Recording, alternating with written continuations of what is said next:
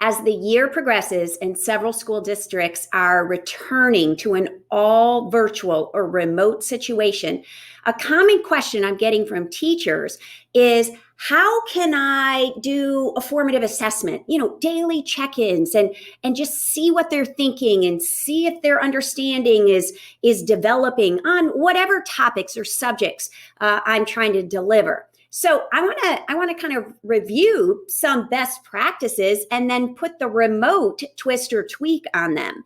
One of my favorite ways to find out from every student what they're thinking, what they're understanding, would be the form of some kind of an exit ticket, right? And so at the end of the class or the subject, they leave it on their desk, they hand it to you on their way out the door, whatever it might be. And you ask a question and you want them to jot something down. Well, we can't do that necessarily touching, let alone when we're remote.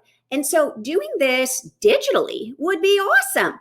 Absolutely using a Google form of some kind, just quick couple questions that kids at the end of the lesson complete, send back. It's independent. They did it on their own. So you know exactly what each kid is thinking, understanding, or not understanding.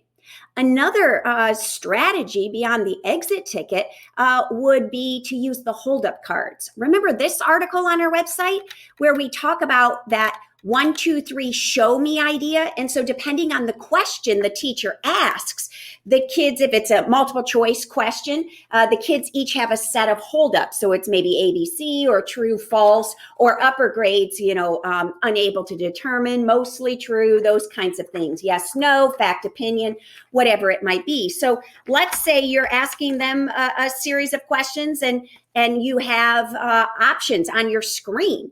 Well, each kid with their hold-up cards could then, you get ready and say, all right, you guys, so what's the answer? 1, 2, or 3?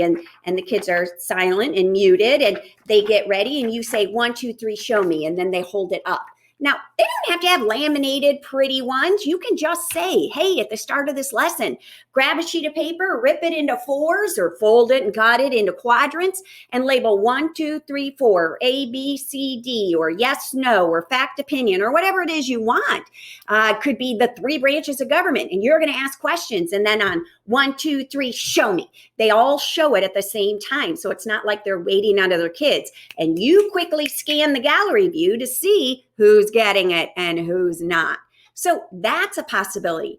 The same article that had that reminds us of Kahoot, Quizzes, Plickers. All of these can also be done remotely. And so again, use this as a means of checking in, comprehension or understanding, quick questions, just to see what they're thinking. It's a way for them to have a little engagement, but also you to get that kind of feedback.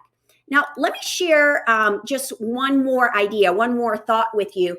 And that is, what if you create a pre-recorded lesson?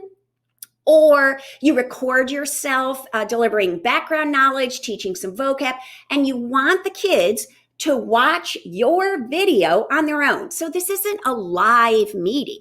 Can we get any kind of formative assessment or feedback out of that? I think you can. I think at the end of that video, their task is simply not to apply the knowledge that you shared, but to kind of identify what knowledge they learned. So it could be as simple as, tell me 2 things you learned and 1 thing you knew.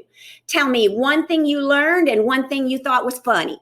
Tell me, whatever it is, in your own words, explain this to me. What do you know now? We're not going to necessarily grade it, okay? It's not a quiz. And you got to communicate that to the kids. I just want to see where you are on the journey of learning. And so this is a way for you to give me that kind of feedback. It's a task. I need you to do it, but it's not a quiz. I think all of those are ways you can continue daily formative assessment with some variety despite a virtual or remote situation.